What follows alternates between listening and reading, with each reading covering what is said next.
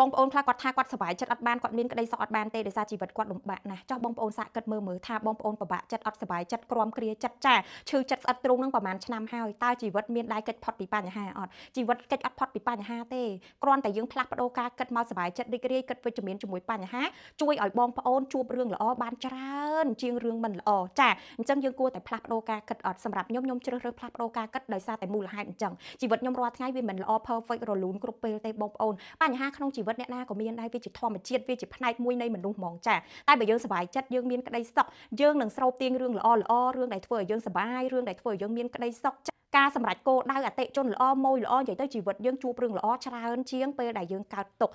ចឹងបងប្អូនអាចជ្រើសរើសបានថាគួរកើតទុកឬក៏គួរតែមានក្តីសុខបើសិនជាបងប្អូនកើតទុកមករាប់ឆ្នាំហើយជីវិតអត់មានអីល្អប្រសើរដូចចិត្តបងប្អូនប្រាថ្នាទេជួបតែទុកជួបតែសោកជួបតែវិបត្តិបញ្ហាច្រើនទៅរកផ្លូវចេញលែងឃើញងងឹតគ្រប់ទិសបងប្អូនសាកផ្លាស់ប្ដូរការគិតមើលចាមករីករាយមានក្តីសុខសប្បាយចិត្តដឹងគុណនៅអ្វីដែលយើងមានផ្លាស់ប្ដូរការគិតពិភពលោករបស់យើងក៏ផ្លាស់ប្ដូរដែរហើយលទ្ធផលក្នុងជីវិតយើងក្តីសុខភាពរីករាយទ្រព្យសម្បត្តិរបស់យើងក៏ផ្លាស់ប្ដូរដែរចឹងវីដេអូនេះមានតែប៉ុណ្្នឹងទេបើសិនជាបងប្អូនមានជាគំនិតយោបល់ឬក៏សំណួរអីបន្ថែមអាច comment នៅខាងក្រោមវីដេអូបានសម្រាប់បងប្អូនដែលមានបញ្ហាសក់ជ្រុះ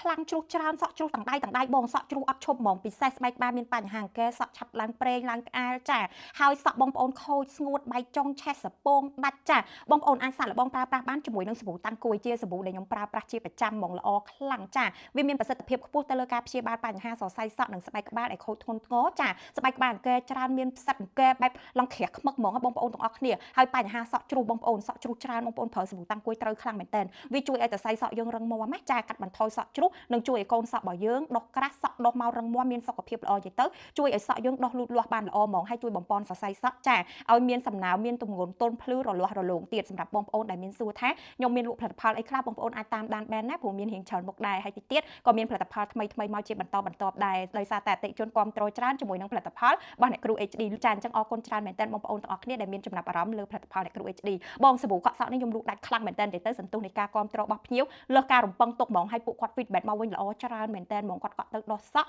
កាត់បន្ថយសក់ជ្រុះហើយសក់គាត់ស្អាតជាងមុនច្រើនអញ្ចឹងបងប្អូនដែលអត់ទាន់មានសាប៊ូប្រើត្រូវបងប្អូនអាចសាកបានជាមួយនឹងសាប៊ូតាំងគួយជាប្រភេទសាប៊ូដែលផ្សំចេញពី ingredient ល្